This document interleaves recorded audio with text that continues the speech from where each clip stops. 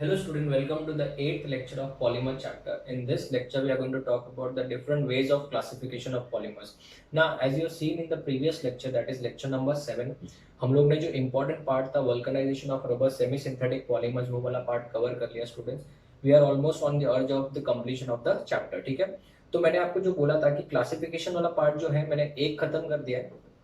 जो remaining polymers के classification है वो बहुत इजी होने वाला है बिकॉज वो हम लोग ऑलरेडी पढ़ चुके हैं बट उनको खाली ऐसे हम लोग एक बार गो थ्रू कर लेते हैं. ठीक है. So the second classification is based on the structure.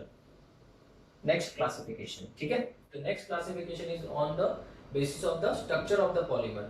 Now, on the basis of structure of the polymer, we classify the polymer into three types: linear, branch chain, and cross-linked. As the name suggests, linear. इसमें क्या होगा बच्चों? यहाँ पे polymer के simple change होंगे ऐसे without any branching. इसमें कोई ब्रांचिंग नहीं होगी. ये आप याद करो, हमने पढ़ा है कहीं पे. यस, लीनियर पॉलीमर में एचडीपी था कि एलडीपी था. Yes, it was HDP, high density. तो इसका डेंसिटी ज्यादा हो जाएगा, मेल्टिंग पॉइंट भी ज्यादा हो जाएगा और टेंसाइल स्ट्रेंथ भी क्या हो जाएगा, ज्यादा. देखो प्रॉपर्टीज हो गए. सो ये बस खाली ऐसे टाइम लगने वाला है बस अभी, क्योंकि हमने major part of the chapter खत्म कर दिया. हाँ, एक पार्ट जो बाकी है मॉलिक्यूलर मास, वो सिर्फ जेई एडवांस वाले स्टूडेंट्स पढ़ना. बोर्ड्स और नीट जेई वाले स्टूडेंट्स नहीं भी करेंगे तो चलेगा. ठीक है. तो स्टूडेंट्स, अगर हम लोग बात करें definitions of linear polymer, boards वाले स्टूडेंट्स के लिए भी बेस्ट है ये वाला पार्ट. मैंने बहुत मेहनत से बनाया है इसके अंदर हर एक चीज को, इन्फॉर्मेशन को निकाल के.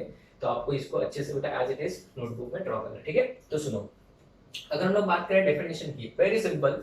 These are the polymers in which monomeric units are linked together to form a long straight chains. बस खत्म. इसमें बेटा कुछ लिखने वाली बातें नहीं है, तो मैं आपको डायरेक्टली नोट्स दे रहा हूँ.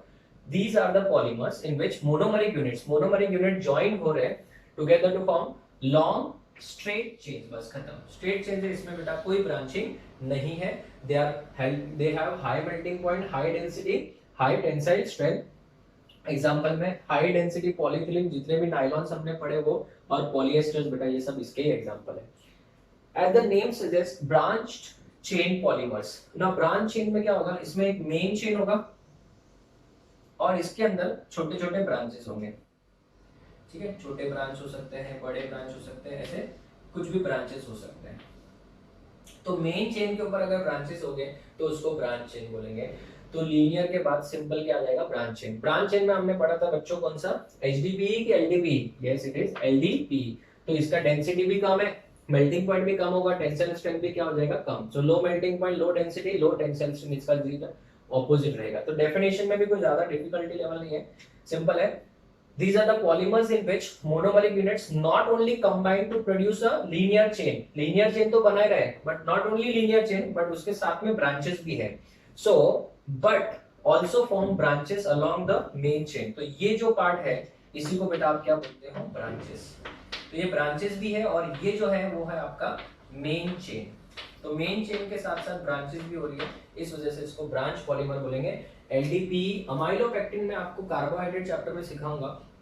ये अमाइलोज एंड अमाइलोपेक्टिन दो पार्ट्स होते हैं. ठीक है. अमाइलोज एंड अमाइलोपेक्टिन हम लोग सेल्यूलोज के अंदर पढ़ेंगे डिटेल में, बट अभी फिलहाल याद रखिए कि अमाइलोपेक्टिन जो है वो ब्रांच्ड है. आप लोग बायो स्टूडेंट्स ने पढ़ा होगा glycogen, it is an animal starch. तो ये ग्लाइकोजन भी क्या था, हाईली ब्रांच्ड होता है बेटा, बहुत ज्यादा ब्रांच्ड होता है. तो glycogen is also an example of branch chain polymer. If I talk about cross link polymer, cross link अभी जस्ट हम लोगों ने प्रीवियस लेक्चर में पढ़ा था, दैट वाज वल्कनाइज्ड रबर. तो इसमें क्या होगा, आपके मेन चेन ऐसे होंगे, ये आपके लीनियर चेन्स होंगे. इन लीनियर चेन्स के अंदर ऐसे बहुत सारे लीनियर चेन्स है, इनके अंदर यहाँ पे क्रॉस लिंकिंग होगी ऐसे. तो ये नेटवर्क में कन्वर्ट हो जाएगा. तो cross link polymers are also known as network polymers. इसी को बेटा हम लोग नेटवर्क पॉलीमर्स भी बोलते हैं. ठीक है. तो ये बेसिकली क्या हो गया बेटा, बहुत सारे चेन एक दूसरे से साथ ही ज्वाइंट हो गए, इस वजह से इसको नेटवर्क पॉलीमर भी बोलेंगे. तो these are the polymers in which monomeric units are linked together to constitute a 3D structure or 3D network like structure. These links involved are cross links. Cross link क्यों, because ये खुद के साथ नहीं जुड़ रहा है, दूसरे के साथ जुड़ रहा है, तो cross link बोलेंगे. They are quite hard, rigid and brittle. Examples में अगर हम लोग बात करें, मेलामाइन है, उसके बाद में मेलामाइन फॉर्मल्डिहाइड है, उसके बाद में बेकेलाइट है, एंड ब्रिटल हम लोग ने ऑलरेडी पढ़ा था, पेंट्स में यूज होता है. So this is the classification of polymers on the basis of structure. I don't think इसमें कुछ ज्यादा डिफिकल्ट पार्ट था, इजी था, याद रखने वाली चीजें हैं और ये बहुत ही इजी था। एक और हम लोग क्लासिफिकेशन पढ़ेंगे based on the molecular forces. Molecular forces के ऊपर जो क्लासिफिकेशन है वो थोड़ा इंपॉर्टेंट है और उसके ऊपर एक क्वेश्चन आता है वो मैं आपको बताऊंगा। तो एक बार इसका फोटो ले लो।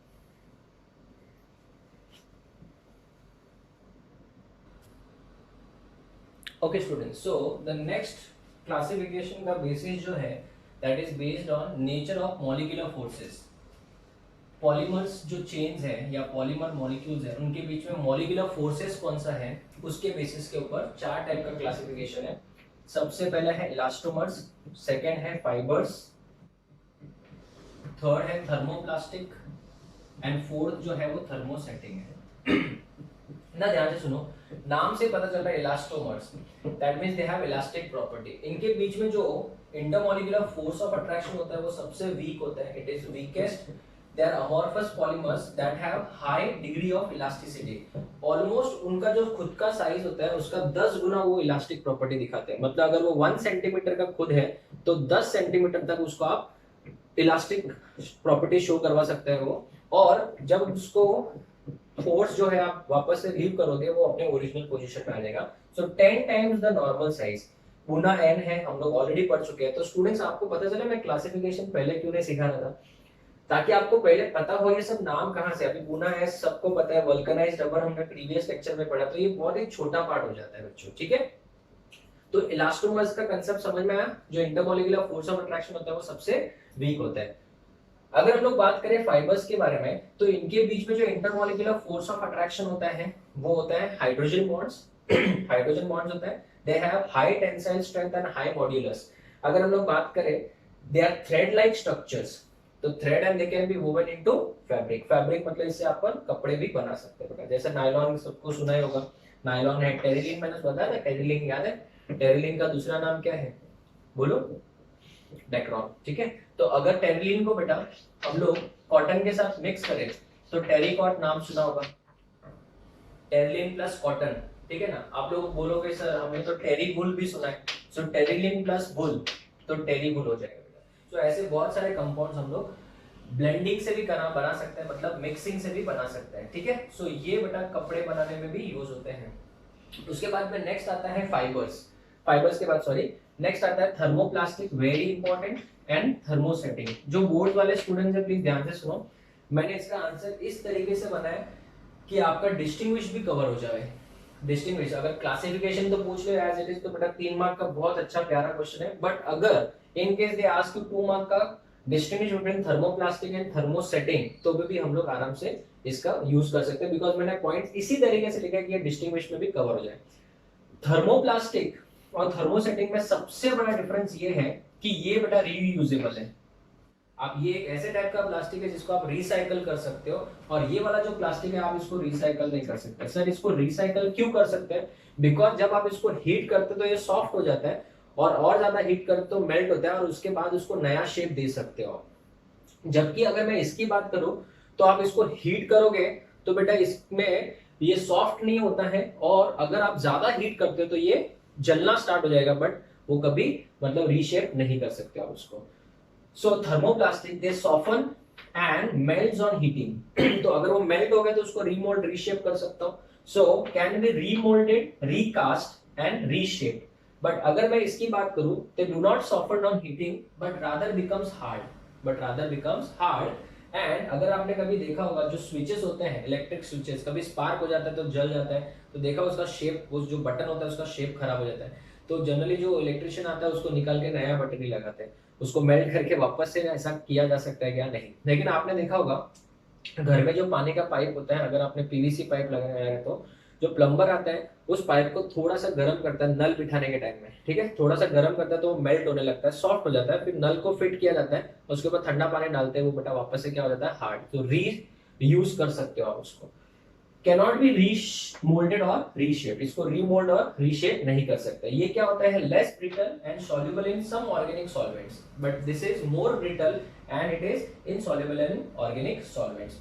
दे are generally form by addition polymerisation, जो कि हम लोग ऑलरेडी पढ़ चुके हैं, addition polymerisation, and these are form by condensation polymerisation, ठीक है। ये जो थर्मोप्लास्टिक होते हैं generally they are what linear structure, जैसे आपने पढ़ा होगा एचडीपी हाई डेंसिटी पॉलीथीन, ठीक है ना। तो linear usually what high they are linear structure and these are what 3D cross link structure, जो हम लोग ऑलरेडी पढ़ के आए, बेकेलाइट पढ़ा है, नोवोलैक से ही बेकेलाइट बनाया जाता है। तो स्टूडेंट्स ये डिस्टिंग्विश में भी काम आ जाएगा, और एज इट इज आपको अगर समझो क्वेश्चन में आपको क्या पूछा है, give the classification of polymers based on the molecular forces, board वाले स्टूडेंट्स के लिए this is very very important, entrance students के लिए तो बेटा ये इंपॉर्टेंट है ही है, ठीक है। सो अभी हमारा ये क्लासिफिकेशन खत्म हो गया स्टूडेंट्स। जो बोल रहा हूँ वो ध्यान से सुनिए। और classification based on polymerisation process जैसे एडिशन है और कंडेंसेशन है वो ऑलरेडी हमारा हो चुका है, स्टेप ग्रोथ है, चेन ग्रोथ है, वो भी हमारा हो चुका है, बेस्ड ऑन द ओरिजिन है वो भी पार्ट हमारा कवर हो गया है। तो अभी हमारा एक ही पार्ट कवर करना बाकी है, that is molecular masses of polymers. तो आप लोग इसका फोटो लो, फिर हम लोग आगे बढ़ते हैं।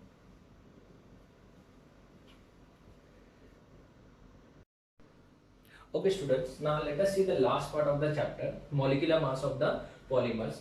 Now this part is not there for board students and NEET वाले students नहीं भी करेंगे तो चलेगा, जनरली जेई में भी वो एडवांस वाले पार्ट में कंसिडर किया जाता है। Now molecular mass of the polymer. Now students, if I talk about synthetic polymer, ठीक है बच्चों प्लीज कंसेप्ट के ऊपर ध्यान देना।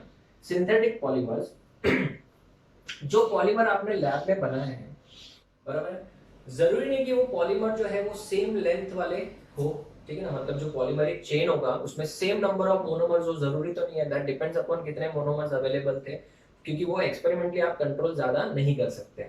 तो स्टूडेंट्स से फॉर एग्जांपल यहाँ पे अलग अलग टाइप के और अलग अलग लेंथ के पॉलीमरिक चेन्स मिले हमको, समझो एक ये मिला, एक ऐसा, एक बहुत बड़ा मिला, तो कहना से ये होमोजीनियस है या नहीं है?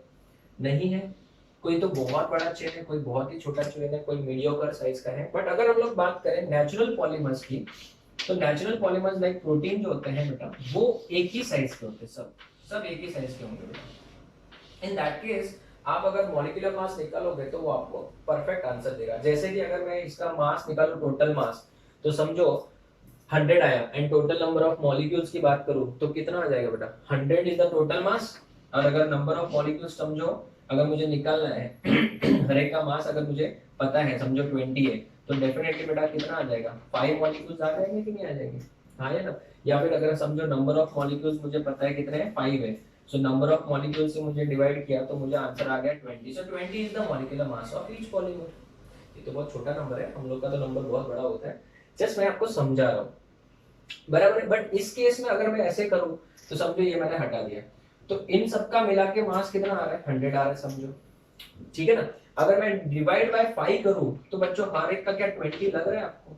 ये तो बेटा बहुत ही कम है, ये बहुत ज्यादा लग रहा है और ये मीडियम साइज का है।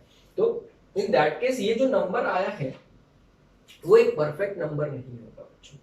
क्यों? क्योंकि ये एक एवरेज है, क्योंकि यहाँ पे बेटा अभी इसका तो 20 थोड़ी होगा, यहाँ पे इसका तो 20 नहीं, इसका तो बहुत ज्यादा होगा। सो स्टूडेंट्स एक मैं आपसे एक सिंपल सवाल पूछता हूँ, जस्ट इमेजिन करो आप लोग क्लासरूम में बैठे हो, 100 स्टूडेंट्स हैं अपने अपने क्लास में, समझो, ठीक है। मैं ऑफिस में बैठा हूँ और मैंने ऑफिस स्टाफ को बोला कि जाके स्टूडेंट्स का टोटल वेट निकाल के लेके आओ, ठीक है। टोटल वेट एक एक स्टूडेंट्स को वेइंग मशीन पे खड़ा करके वेट निकालो और टोटल मुझे चाहिए।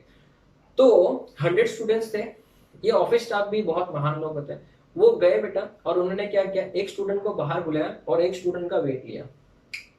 क्या? एक स्टूडेंट का वेट लिया, समझो बेटा 50 केजी आया, एक स्टूडेंट का वेट आया कितना, 50 केजी आया, समझो। तो वो मेरे पास डायरेक्ट आ गए और उन्होंने क्या किया, 50 into 100 करके मेरे पास आ गया और बोलते हैं सर 5000 केजी। मैंने भी सोचा होगा शायद से, बट स्टूडेंट्स क्या आपको लगता है ये आंसर सही है? नहीं है। क्यों? क्योंकि बहुत सारे स्टूडेंट्स होंगे जिनका 50 केजी से ज्यादा होगा और बहुत सारे स्टूडेंट ऐसे भी होंगे जिनका 50 केजी से कम होगा। तो स्टूडेंट्स ये होमोजीनियस थोड़ी था इसके जैसा। क्या ये होमोजीनियस था? नहीं। क्लासरूम में जो स्टूडेंट्स थे क्या उनका सबका मास सेम था? नहीं। तो इन दैट केस जो है हम लोग ऐसे नहीं कर सकते, तो हम लोग कैसे करेंगे, एवरेज निकालते बच्चों उसमें। तो याद रखना, हमेशा याद रखना, अगर आपका पॉलीमर कौन सा पॉलीमर है, सिंथेटिक पॉलीमर है, तो आप उसका मॉलिक्यूलर मास डायरेक्ट और एग्जैक्ट कभी निकाल नहीं पाओगे, आपको हमेशा एवरेज मॉलिक्यूलर मास निकालना पड़ेगा। कौन सा मॉलिक्यूलर मास? एवरेज मॉलिक्यूलर मास निकालना पड़ेगा, बिकॉज वी डोंट नो। समझो अगर आपके पास में एक सैंपल है जो आपने लैब में सिंथेसाइज किया, उसमें समझो 200 मॉलिक्यूल ऐसे हैं जिनका मॉलिक्यूलर मास 10⁻³ है, 300 मॉलिक्यूल ऐसे हैं जिनका मॉलिक्यूलर मास 10⁻4 है, 500 मॉलिक्यूल ऐसे जिनका मॉलिक्यूलर मास 10⁵ है। तो स्टूडेंट सबका मॉलिक्यूलर मास अलग अलग कैसे आ सकता है? आ सकता है अगर उनका चेन लेंथ क्या होगा, अलग अलग होगा। तो स्टूडेंट चेन लेंथ अलग हुआ मतलब वो होमोजेनियस सॉल्यूशन हुआ ही नहीं ना, एक जैसा हुआ किधर। सो इसके लिए हम कंसेप्ट लगाते हैं कौन सा, एवरेज मॉलिक्यूलर मास। तो स्टूडेंट्स को यही नहीं पता होता है मॉलिक्यूलर मास तो पढ़ रहे, बट क्यों एवरेज वर्ड आ रहा है उसका रीजन पता होना चाहिए। हमारे सिलेबस में दो मेथड है, number average molecular mass, weight average molecular mass, और इसके ऊपर हम लोग ने एक एक क्वेश्चन सॉल्व करना है। एक क्वेश्चन तो मैं करने वाला, एक क्वेश्चन और मैं दूंगा प्रैक्टिस के लिए, तो स्टूडेंट्स हमारे दो क्वेश्चंस हो जाएंगे, ठीक है। इसके तुरंत बाद अगर हम लोग बात करेंगे तो पीडीआई के बारे में बात करेंगे। अगर एक क्लासरूम में बहुत सारे अलग अलग टाइप के स्टूडेंट्स है, किसी का 50 है 60 है, बहुत सारा है, अलग अलग है, तो स्टूडेंट्स उसका तो कभी एवरेज भी परफेक्ट नहीं आएगा। तो इसका मतलब वो सोल्यूशन या वो मिक्सचर होमोजेनियस नहीं है। जो जितना ज्यादा हेटेरोजेनिटी आएगा उतना ज्यादा बेटा एक इंडेक्स के बारे में पढ़ेंगे, पीडीआई बोलते हैं, वो हम लोग डिस्कस करेंगे, ठीक है। तो याद रखना नेचुरल पॉलीमर्स के केस में हम लोग एवरेज नहीं निकालते, परफेक्ट मॉलिक्यूलर मास निकालते, but synthetic polymers since we are preparing them in the laboratory, वो परफेक्ट कभी नहीं हो सकता, बिकॉज़ चेन लेंथ सबका सेम नहीं हो सकता। तो in that case we calculate the average molecular mass. तो हमारे सिलेबस में दो मेथड्स है, number average molecular mass, formulas आपको याद रखने, एंड वेट एवरेज और mass average molecular mass. It is denoted by mn bar and that is mw bar, ठीक है। Now what is the meaning of number average molecular mass? Number average molecular mass is basically nothing but it is the total mass of all the molecules of the sample, जितने भी molecules है उन सबका total mass divided by what, total number of molecules, कितने molecules present थे उससे divide करना है। तो सपोज यहाँ पे मैंने क्वेश्चन के फॉर्म में, सी कंसेप्ट को पढ़ना तो क्वेश्चन के फॉर्म में पढ़ेंगे तो बहुत अच्छा लगेगा। देखो 200 मॉलिक्यूल्स है जिनका मॉलिक्यूलर मास कितना है 10⁵ है। तो इसी से मैं देखो क्वेश्चन से ही अपना फॉर्मूला बनाता हूं, कैसे, let n1 be the number of molecules having molar mass m1 and n2 be the number of molecules having molar mass m2 बच्चों, ठीक है ना। So what will be the अगर ऐसे n1 मॉलिक्यूल्स है तो उनका टोटल मास कितना हो जाएगा, n1 m1, इनका टोटल मास कितना हो जाएगा m2 m2, और ना आगे बात करेंगे तो एंड सो ऑन का मतलब let n3 be the number of molecules having molar mass m3। तो students what will be the total mass of all the molecules, it will be n1 m1 plus m2 n2 m2 plus n3 m3 plus dot dot dot divided by total number of molecules, जो n1 plus n2 plus n3 plus dot dot dot, ठीक है ना। तो students ये हो गया आपका number average molecular मास, very important formula. और ये बेटा it is determined by using osmotic pressure method, osmotic pressure method. So it is determined, number average molecular mass is determined by osmotic pressure method, जो हम लोग solution and colligative property में पढ़ते हैं, because colligative property depends upon number of particles. So number of particles मतलब total number of particles से concept relate हो रहा है, वो हम लोग वहाँ पे देख लेंगे, ठीक है। तो अगर मैं इसको solve करूँ तो मुझे कोई बता सकता है what is the value of n1? A sample of polymer contains 200 molecules of molar mass, 200 molecules, और जिसका हर एक molecule का molar mass कितना है 10⁵ है। सो n1 जो है बेटा वो हो जाएगा 200, n2 जो है वो 300 और ये 500 है, 300, और n3 कितना है 500 है। What will be m1? It is 10⁵, m2 is 10⁴, and n3 is equals to 10⁵ each. Correct? Calculate number average molecular mass and weight average molecular mass. At least हम लोग फर्स्ट वाला पार्ट तो सॉल्व कर सकते हैं। सो नंबर एवरेज मॉलिक्यूलर मास का formula हमको पता है n1 m1, so it is 200 into 10⁵, 200 into 10⁵, plus 300 into 10⁴, plus 500 into 10⁵, divided by 10⁵ n1, sorry n1 मतलब 200 molecule, so 200 plus 300 plus 500 students. Is it clear? अगर मैं इसको सॉल्व करता हूँ, मैं अभी इसको पूरा तो सॉल्व नहीं कर रहा हूँ, मैं डायरेक्ट आंसर लिख रहा हूँ, आप सॉल्व कर सकते हो। इसका जो आंसर है वो है 53,200, सीधा मॉलिक्यूलर मास, वो भी number average 53,200 is the number average molecular mass of this polymeric sample. ठीक है ना, कैलकुलेशन प्लीज आप लोग कर लीजिएगा। अगर मैं बात करूं ये वाला फर्स्ट, ठीक है, सेकेंड मेथड वेट एवरेज और मास एवरेज मॉलिक्यूलर मास। ना स्टूडेंट्स ये भी एक सिंपल कंसेप्ट है, इसमें हम लोग वेट का एवरेज लेंगे। It is the average of the molecular mass of group of molecules वैसे same having particular molar mass multiplied by their respective molar mass. तो इसमें खाली एक चीज आपको याद रखनी है कि जो वेट एवरेज मॉलिक्यूलर मास है उसमें हम लोग एक चेंज क्या करेंगे, ये वाला कि यहाँ पे जब रेशियो लेंगे तो यहाँ पे नंबर का रेशियो था, यहाँ पे वेट का रेशियो है, तो यहाँ पे क्या आ जाएगा n1 m1। कंसेप्ट सेम ही है बच्चों, ये सेम ये जो मैंने लिखा है अजम्पशन वही सेम इधर भी यूज कर रहा हूँ। यहाँ पे आपको वेट का रेशियो लेना है, यहाँ पे n2 m3 plus dot dot dot, यहाँ पे multiplied by their respective molar mass. तो multiplied by their respective molar mass मतलब n1 m1 into m1 respective molar mass multiplied by the respective molar mass मतलब n1 m1 का square. जिनको नहीं समझा actually में तो ये फॉर्मूला याद ही रखना है, बट फिर भी अगर समझना तो multiplied by the respective molar mass मतलब m1 से मल्टीप्लाई करना, तो m1 से मल्टीप्लाई करेंगे तो n1 m1 स्क्वायर हो जाएगा प्लस n2 m2 का स्क्वायर प्लस n3 m3 का square plus dot dot dot. So this is your weight average और mass average molecular mass of polymer. Sir ये किस मेथड से निकालते हैं? This is determined by light scattering, it is obtained by light scattering और by centrifuge method, centrifugation method और by sedimentation. ठीक है, सेडिमेंटेशन, ठीक है, पूरा नहीं लिख रहा हूं, आप लोग सुनिए, सेडिमेंटेशन। तो अगर मैं इसी क्वेश्चन को इस मेथड से सॉल्व करूं वेट एवरेज मॉलिक्यूलर मास, तो स्टूडेंट्स यहाँ पे खाली चेंज क्या आएगा, 10⁻³ जो है वहां पे 10⁻³ का स्क्वायर आ जाएगा, 10⁻4 की जगह पे उसका भी स्क्वायर, 10⁻5 की जगह पे उसका भी स्क्वायर आ जाएगा। So this is going to be 200 into 10⁻³ का स्क्वायर प्लस 300 into 10⁻4 का स्क्वायर प्लस 500 into 10⁻5 का स्क्वायर हो जाएगा, divided by n1 m1। What is n1 m1? n1 m1 मतलब यही हो गया बेटा n1 m1।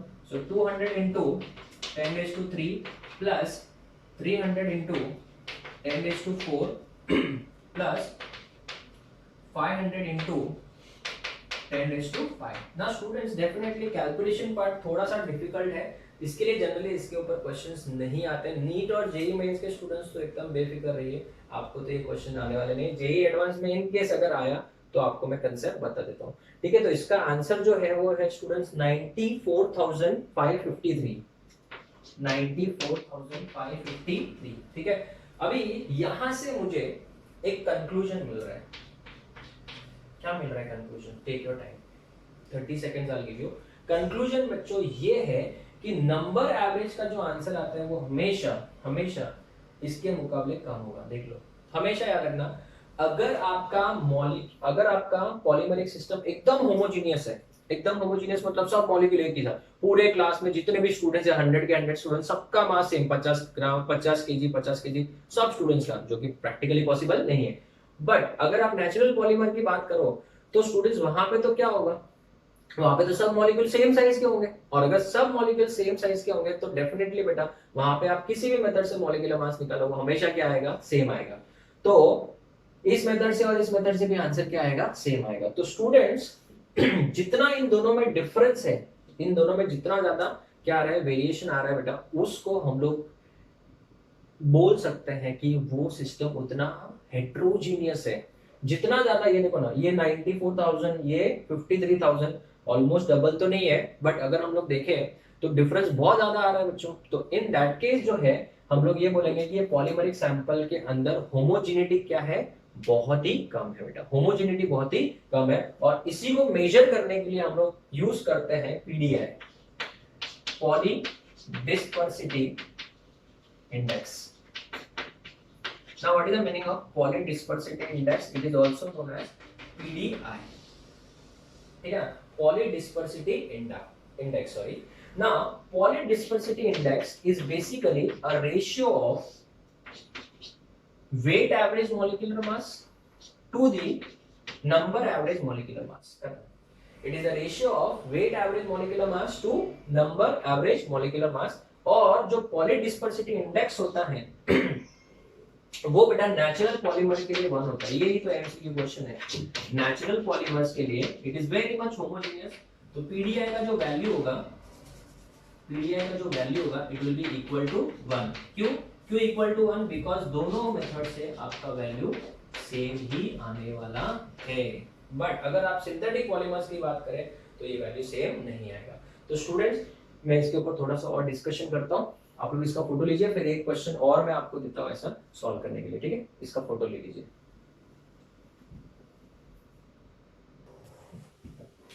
Okay student, so let us complete the last part. PDI जो मैंने आपको बताया which is also known as polydispersity index. ठीक है ना. बेसिकली जो पीडीआई होता है it is the ratio of, already बता चुका हूँ, weight average molecular mass divided by number average molecular mass. Correct. Basically PDI क्या डिनोट करता है मैंने अभी जस्ट बताया. It helps in determination of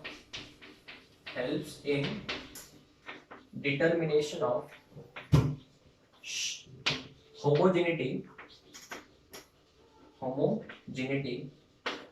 of polymeric sample. polymeric sample में कितना होमोजेनिटी है उसके हिसाब से आप पीडीआई की वैल्यू से डिसाइड कर सकते हो. जैसे मैं आपको बताता हूँ केस 1.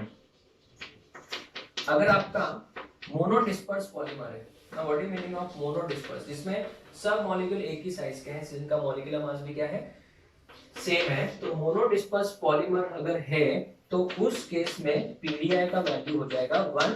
एंड ये आप डेफिनेटली मान के चलो कि वो है आपका नेचुरल पॉलीमर, जिसमें molecular weight average molecular mass will be equal to number average molecular mass. ठीक है, तो ये हो गया केस 1. अगर आपके पास में एक ऐसा सिस्टम है जिसमें बहुत सारे क्या है, अलग अलग पॉलीमरिक चेन लेंथ है, तो that case will be called as polydisperse polymer. क्योंकि उसके अंदर जो पार्ट है वो बोला अलग अलग साइज के हैं, इसके लिए इसको पॉलीडिस्पर्स. मोनो मतलब एक ही साइज के. इसका मतलब अगर आपको डिटेल में समझना है तो इसमें सब मॉलिक्यूल एक ही साइज के होंगे, सब एक ही साइज के. बट अगर मैं पॉलीडिस्पर्स की बात करूं तो यहाँ पे बहुत सारे मॉलिक्यूल होंगे जिनका साइज अलग अलग होगा.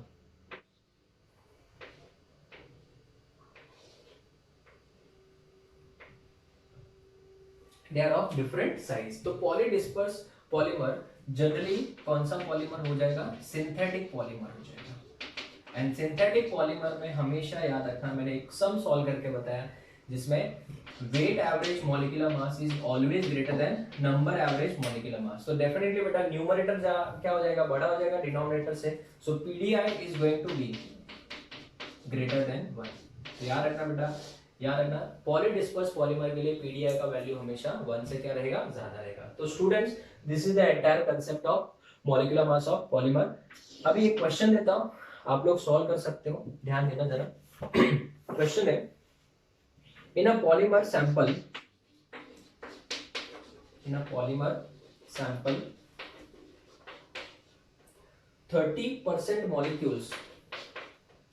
30% molecules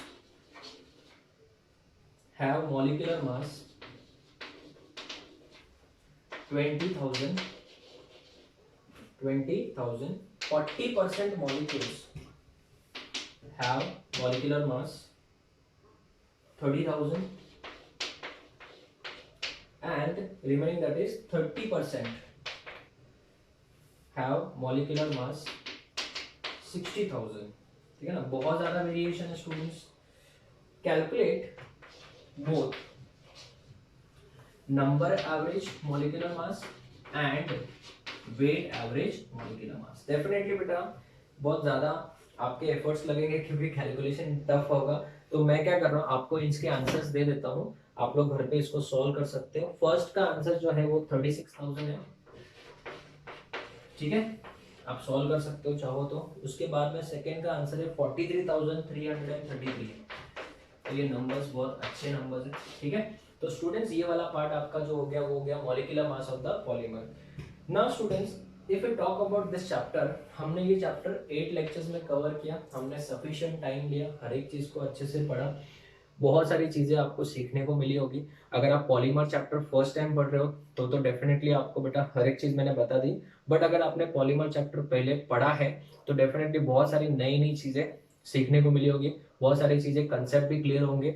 और आपके पास सबसे अच्छा हथियार ये है कि ये सब वीडियो लेक्चर्स है, तो आप कभी भी इनको वापस देख सकते हो जब भी आपको डाउट हो। तो students the only thing what I want is आपको अच्छे से चीजें समझ में आनी चाहिए, हर एक कंसेप्ट क्लियर होना चाहिए, कुछ भी डाउट नहीं होना चाहिए। अगर आप इन चीजों को नोट्स में अच्छे से लिखते हो, हर एक चीज कॉपी करते हो, एक बार ये हो जाने के बाद एनसीईआरटी का जो बुक है वो रीड कर लेना, आपको हर एक चीज समझेगी। नोट्स अच्छे से कंप्लीट करना स्टूडेंट्स, एंड हर एक चीज मैंने आपकी कवर करा दी है। So this is the best of polymer chapter what I know, मुझे जितना आता था मैंने आपको सिखा दिया। नेक्स्ट लेक्चर से we will start with some new chapter, probably S block element. अगर आपको ये लेक्चर्स अच्छे लगे तो आप मेरा जो चैनल है वो सब्सक्राइब कर सकते हैं, लाइक और शेयर भी कर सकते हैं। Thank you class.